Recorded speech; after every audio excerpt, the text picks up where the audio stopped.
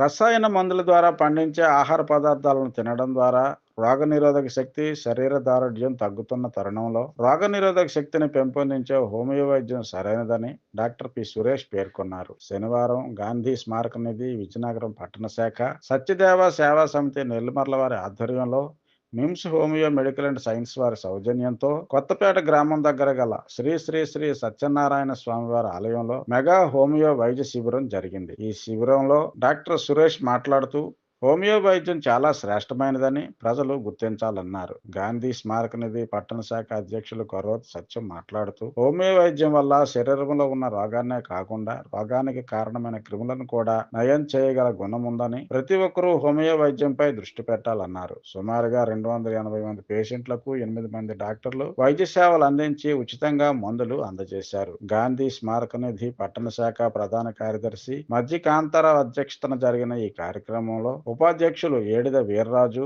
Homeo వైద్య నిపుణులు T Saikumar, Mallikarjun, Lakshmi, చేతన, గాంధీ స్మారక నిధి సంస్థ సభ్యులు చంద్రశేఖర్, బివి రమణారావు, విఎల్ఎన్ మూర్తి, సర్వేశ్వరరావు, కుమార్, టివి దుర్గారావు, రొంగల పోతన్న, పిల్ల దామోదర్, అనూష, బైరాగి తదితరులు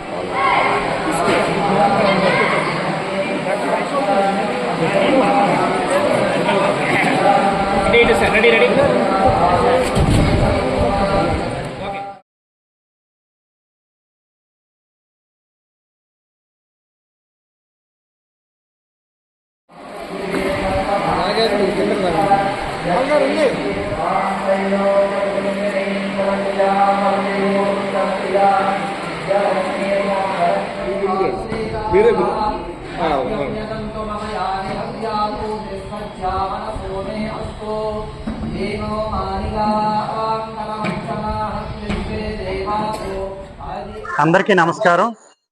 ప్రపంచ హోమియోపతి వైద్య దినోత్సవం అయిన మరియు క్రిస్టియన్ ఫ్రెడరిక్ శామ్యూల్ హ్యాన్మన్ ఎవరైతే హోమియోపతి పితామహులు, ఈ హోమియోపతికి వైద్యుడు ఆద్యుడు అయిన శామ్యూల్ హ్యాన్మన్ గారి బర్త్డే సందర్భంగా ప్రతి సంవత్సరం ఏప్రిల్ 1వ తారీఖు నుంచి 7వ తారీఖు వరకు వివిధ రకాలైన కార్యక్రమాలు చేస్తూ ఉంటాం.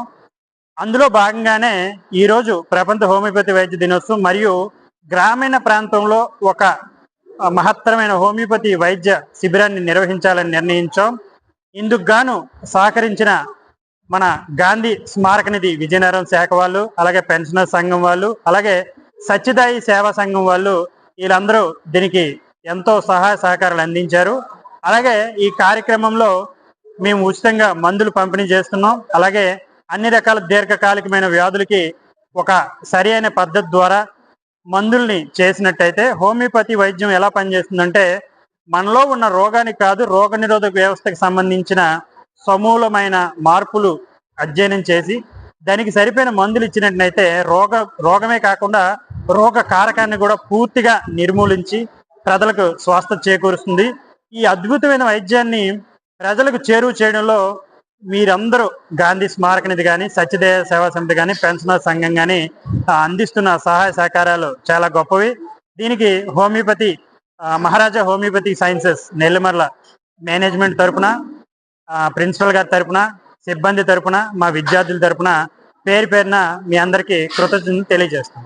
ఈరోజు ప్రపంచ హోమియోపతి వారోత్సవ సందర్భంగా మన మిమ్స్ కళాశాల వైద్యులు అదేవిధంగా స్టాఫ్ కూడా వచ్చి ఇక్కడ సత్యదేవాలయ మేనేజ్మెంటు, అదే గాంధీ స్మారక నిధి సంస్థ తరపున, వివిధ ఇతర సంస్థల తరపున ఇక్కడ వైద్య శిబిరం నిర్వహించడం జరుగుతుంది. దీనికి గాను మనం మెయిన్లీ రూరల్ గ్రామీణ ప్రాంతాల్లో ఉండేటటువంటి ప్రజలకు ఉచితంగా వైద్యాన్ని కనుక్కోవడం, వైద్య నిర్ధారణ మరియు వారికి కావాల్సినటువంటి ట్రీట్మెంట్ మందులు కూడా ఫ్రీగా ఈ మిమ్స్ కాలేజీ వచ్చేటువంటి వైద్యులు మనకందరికీ ఇస్తున్నారు. వీళ్ళకి ఇది చాలా మంచి అవకాశం.